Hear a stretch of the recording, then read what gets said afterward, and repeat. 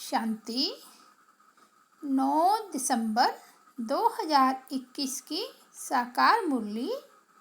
शिव भगवानोवाच। मीठे बच्चे, बाप आए हैं तुम्हें राजयोग सिखलाने। बाप के सिवाय कोई भी देहधारी तुम्हें राजयोग सिखला नहीं सकता। आज का प्रश्न है, तीव्र भक्ति करने से कौन सी प्राप्ति होती है, कौन सी नहीं?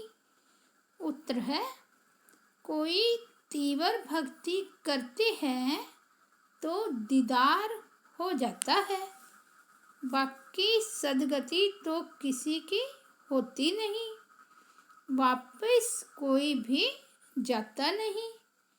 बाप के बिना वापस कोई भी ले नहीं जा सकता। तुम इस बने बनाए ड्रामा को जानते हो। तुम्हें आत्मा का यथार्थ ज्ञान है। आत्मा ही स्वर्गवासी और नरकवासी बनती है। ओम शांति। रूहानी बच्चों प्रति रूहानी बाप ने ओम शांति का अर्थ भी समझाया है। ओम को अहम अर्थात मैं भी कहा जाता है। मैं आत्मा, मेरा शरीर दो चीजें हैं। यह आत्मा ने कहा ओम शांति अर्थात शांति मेरा स्वधर्म है। आत्मा का निवास स्थान है शांति धाम अथवा परम धाम। वह है निराकारी दुनिया। यह है साकारी मनुष्यों की दुनिया। मनुष्य में आत्मा है और यह शरीर 5 तत्वों का बना हुआ है। आत्मा अविनाशी है, वह कब मरती नहीं। अब आत्मा का बाप कौन? शरीर का बाप तो हर एक का अलग अलग है, बाकी सभी आत्माओं का बाप एक ही है, परम पिता परमात्मा। उनका असली नाम है शिव। पहले पहले कहते हैं शिव परमात्माए नमः, फिर कहेंगे ब्रह्मा देवताए नमः, विष्णु देवताए नमः। उन्हों को भगवान नहीं कह सकते। सबसे ऊंच है निराकार परमात्मा, फिर है सूक्ष्म देवताएं। यहाँ सभी मनुष्य हैं। अब प्रश्न उठता है कि आत्मा का रूप क्या है? भारत में शिव की पूजा करते हैं। शिव काशी कहते हैं। वह लोग लिंग बनाते हैं, कोई बड़ा बनाते, कोई छोटा, लेकिन जैसे आत्मा का रूप है वैसे परमात्मा का रूप है। परम आत्मा उसको मिलाकर परमात्मा कहते हैं। परमात्मा के लिए कोई कहते वह अखंड ज्योति स्वरूप है, कोई कहते ब्रह्म है। अब बाप समझाते हैं, जैसे तुम आत्मा बिंदी हो वैसे मेरा रूप भी बिंदी है। जब रुद्र पूजा करते हैं तो उसमें लिंग ही बनाते हैं। शिव का बड़ा लिंग, बाकी शालिग्राम छोटे छोटे बनाते हैं। मनुष्यों को ना यथार्थ आत्मा का ज्ञान है ना परमात्मा का, तो वह मनुष्य बाकी क्या रहा? सब में 5 विकार प्रवेश है। देह अभिमान में आकर 1 2 को काटते रहते हैं। यह विकार है ही दुख देने वाले। कोई मर गया तो दुख हुआ, यह भी कांटा लगा। कोई भी मनुष्य को न आत्मा का न परमात्मा का रियलाइजेशन है। सूरत मनुष्य की, सीरत विकारी है। इसलिए कहा जाता है रावण संप्रदाय, क्योंकि है ही रावण राज्य।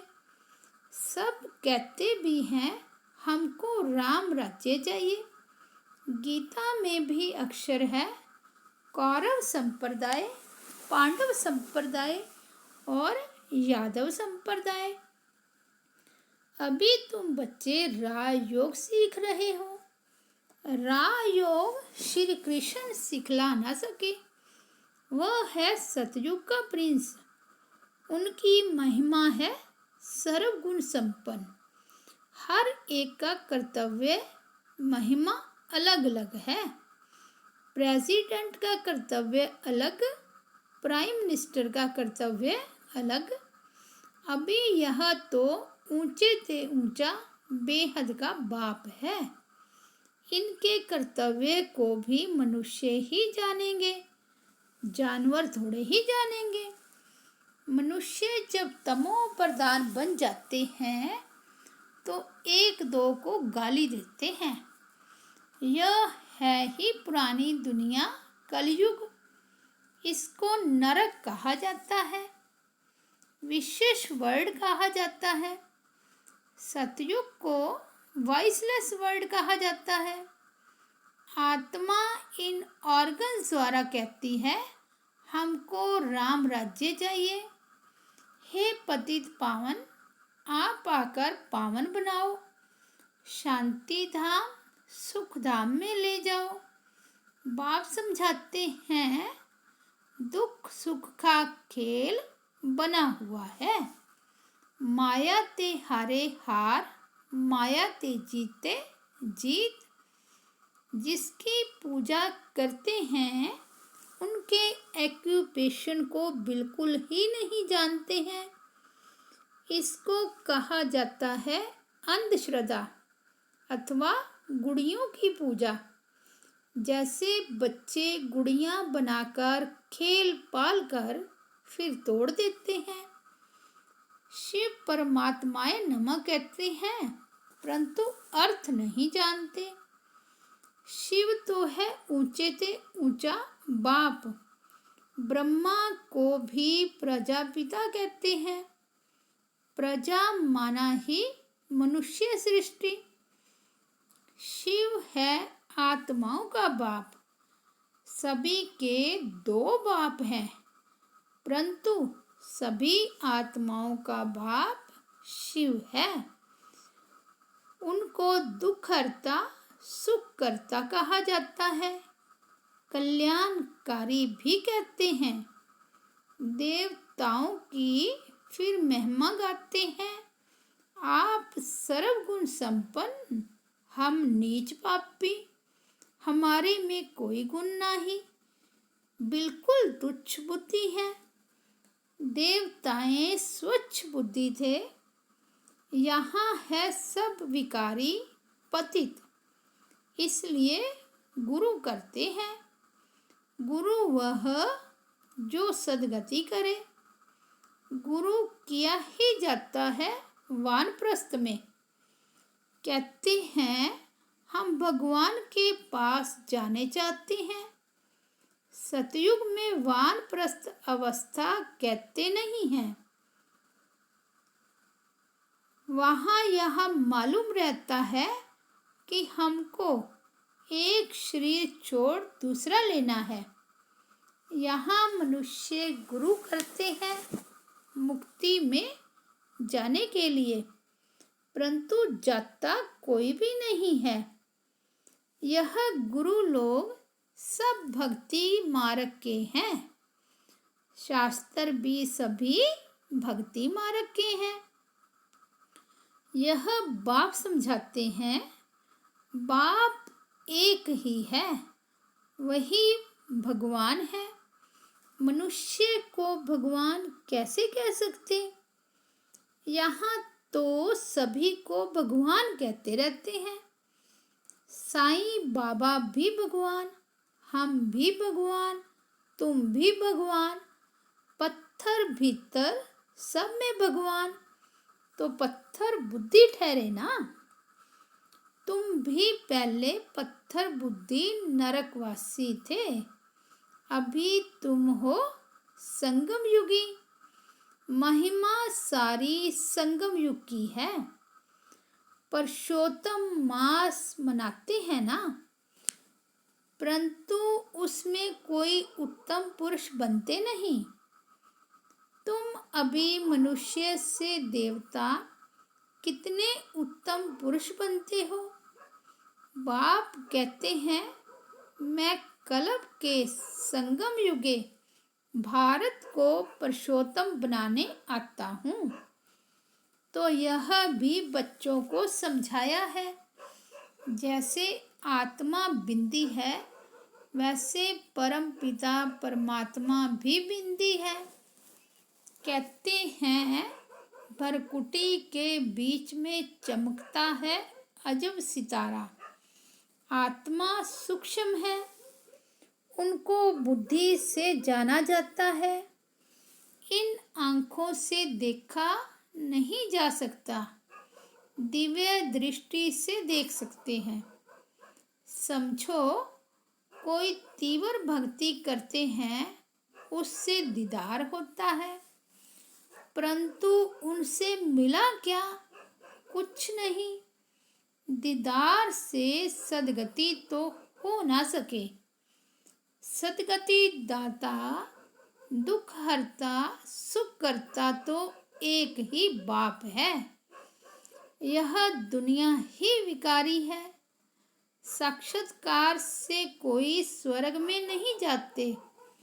शिव की भक्ति की, दीदार हुआ, फिर क्या हुआ? वापिस तो बाप बगैर कोई ले नहीं जा सकते। यह है बना बनाया ड्रामा। कहते हैं, बनी बनाई बन रही, परंतु अर्थ जरा भी नहीं जानते। आत्मा का भी ज्ञान नहीं है। वह तो कहते हैं, हर एक आत्मा 84 लाख जन्म लेती है, उसमें एक मनुष्य जन्म दुर्लभ है, परंतु ऐसी कोई बात है नहीं। मनुष्य का तो बड़ा पाठ चलता है। मनुष्य ही स्वर्गवासी और मनुष्य ही नरकवासी बनते हैं। भारत ही सबसे ऊंच खंड था। लक्ष्मी नारायण का राज्य था।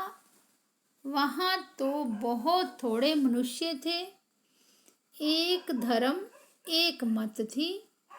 भारत सारे विश्व का मालिक था और कोई धर्म नहीं था। यह है पढ़ाई। यह कौन पढ़ाता है?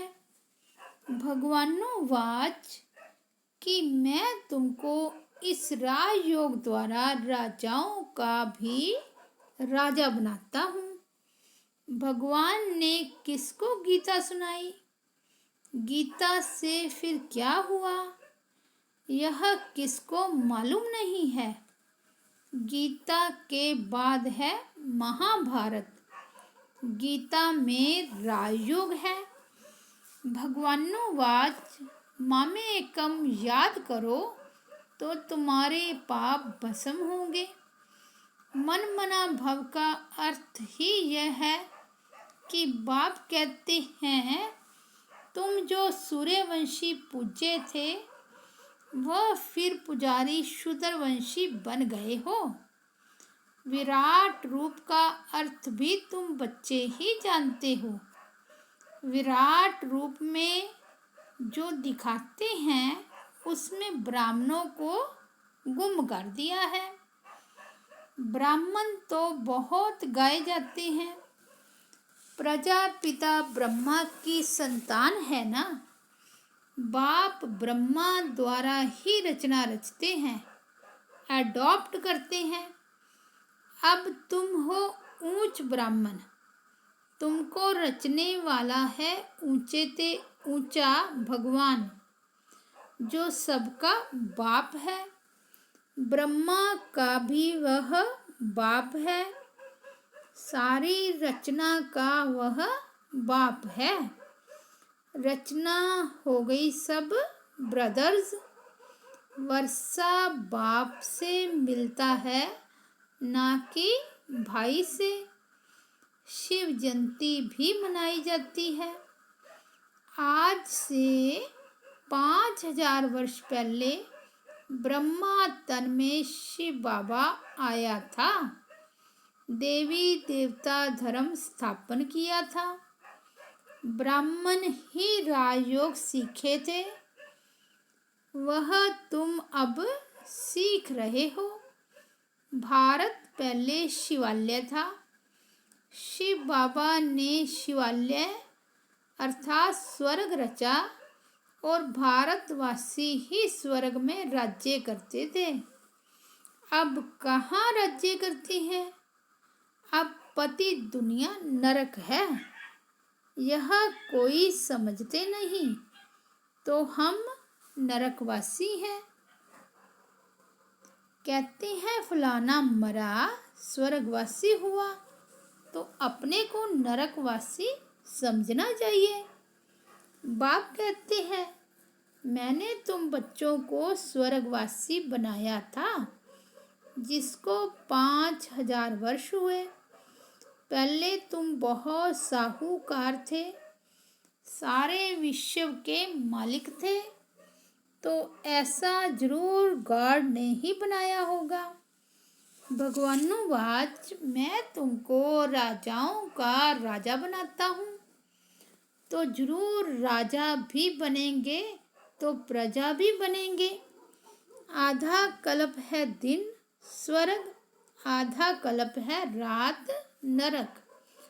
अब ब्रह्मा तो एक बार आएगा ना। बाप है सबका रूहानी पंडा, वह सभी को वापिस ले जाते हैं। वहाँ से फिर मृत्यु लोक में नहीं आएंगे। अंधों की लाठी एक ही बाप है। बाप समझाते हैं बच्चे, इस रावण राज्य का विनाश होना है। यह वही महाभारत लड़ाई है। मनुष्य तो कुछ भी नहीं समझते। भारतवासी आपे ही पूज्य, आपे ही पुजारी बनते हैं। सीढ़ी उतरते उतरते वाम मार्ग में चले जाते हैं तो पुजारी बन जाते हैं। पहले हम सब पूज्य सूर्यवंशी थे, फिर 2 कला कम चंद्रवंशी हुए, फिर उतरते उतरते पुजारी बने हैं। पहले पहले पूजा होती है शिव की, उसको अव्यभिचारी पूजा कहा जाता है। अब बाप कहते हैं एक निराकार बाप को याद करो और कोई भी देहधारी को याद नहीं करना है।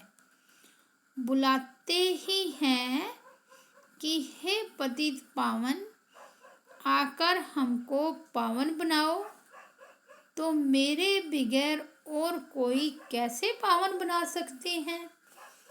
सीढ़ी में दिखाया है कि कलयुग के अंत में क्या है। 5 तत्वों की भक्ति करते हैं साधु सन्यासी, ब्रह्म की साधना करते हैं। स्वर्ग में यह कोई भी होते नहीं। यह सारा ड्रामा भारत पर ही बना हुआ है। 84 जन्म लेंगे। यहाँ भक्ति मार्ग की कोई दंत कथाएं नहीं है, यह तो पढ़ाई है। यहाँ तो यह शिक्षा मिलती है कि एक बाप को याद करो। ब्रह्मा विष्णु शंकर को भी याद नहीं करना है, कोई भी देहधारी को याद नहीं करना है। तुम बच्चे भी कहते हो हमारा तो एक शिव बाबा, दूसरा ना कोई। बाप भी कहते हैं बच्चे गृहस्थ व्यवहार में रहते कमल फूल समान पवित्र बनो। पतित पावन मुझ एक बाप को ही कहते हैं, फिर मनुष्य गुरु कैसे बन सकते हैं? खुद ही वापस नहीं जा सकते तो औरों को कैसे ले जा सकते हैं? ना कोई ज्योति ज्योत में समाते हैं। सब पाठ बजाने वाले यहाँ पुनर्जन्म में हैं। तुम सब हो सजनियाँ, एक साजन को याद करते हो, वह है रहम दिल लिबरेटर। यहाँ दुख है तभी तो उनको याद करते हैं। सतयुग में तो कोई भी याद नहीं करते। बाप कहते हैं हमारा पाठ ही संगम युग पर है, बाकी युगे युगे अक्षर रॉन्ग लिख दिया है। इस कल्याणकारी पुरुषोत्तम युग का किसको भी पता नहीं है। पहली मुख्य बात है बाप को जानना, नहीं तो बाप से वर्षा कैसे लेंगे? रचना से वर्षा मिल नहीं सकता। बाप ने ब्रह्मा द्वारा अडॉप्ट किया है। मनुष्य यह नहीं जानते कि इतनी बड़ी प्रजा कैसे पैदा की होगी। प्रजा पिता है ना, सरस्वती माँ है या बेटी है, यह भी किसको पता नहीं है। माँ तो तुम्हारी गुप्त है। शिव बाबा ब्रह्मा द्वारा तुमको अडॉप्ट करते हैं। अब तुम हो राज ऋषि। ऋषि अक्षर पवित्रता की निशानी है। सन्यासी हैं हठ योगी, वह राजयोग सिखला न सके। गीता भी जो सुनाते हैं वह भक्ति मार्ग की है। कितनी गीताएं बना दी है। बाप कहते हैं बच्चे मैं संस्कृत में तो नहीं पढ़ाता हूँ, न श्लोक आदि की बात है। तुमको राजयोग आकर सिखलाता हूँ। जिस राजयोग से तुम पावन दुनिया के मालिक बन जाते हो। अच्छा, मीठे मीठे सिकिलदे बच्चों प्रति माता पिता बाप दादा का याद प्यार और गुड मॉर्निंग। रूहानी बाप की रूहानी बच्चों को नमस्ते। हम रूहानी बच्चों की रूहानी बाप दादा को याद प्यार गुड मॉर्निंग और नमस्ते। धारणा के लिए मुख्य सार। फर्स्ट पॉइंट, कभी किसी भी देहधारी को याद नहीं करना है।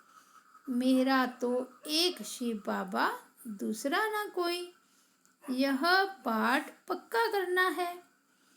सेकंड पॉइंट, बाप समान रूहानी पंडा बनकर सबको घर का रास्ता बताना है। अंधों की लाठी बनना है। आज का वरदान है सदा बिजी रहने की विधि द्वारा व्यर्थ संकल्पों की कंप्लेन को समाप्त करने वाले संपूर्ण कर्मातीत भव। संपूर्ण कर्मातीत बनने में व्यर्थ संकल्पों के तूफान ही विघ्न डालते हैं। इस व्यर्थ संकल्पों की कंप्लेन को समाप्त करने के लिए अपने मन को हर समय बिजी रखो। समय की बुकिंग करने का तरीका सीखो। सारे दिन में मन को कहाँ कहाँ बिजी रखना है, यह प्रोग्राम बनाओ। रोज अपने मन को 4 बातों में बिजी कर दो। 1 मिलन अर्थात रूहान, दूसरा वर्णन अर्थात सर्विस, तीसरा मगन और चौथा लगन। इससे समय सफल हो जाएगा और व्यर्थ की कंप्लेन खत्म हो जाएगी। आज का स्लोगन है, सफलता को परमात्म बर्थराइट समझने वाले ही सदा प्रसन्नचित्त रह सकते हैं। सफलता को परमात्म बर्थराइट समझने वाले ही सदा प्रसन्नचित्त रह सकते हैं। अच्छा, ओम शांति।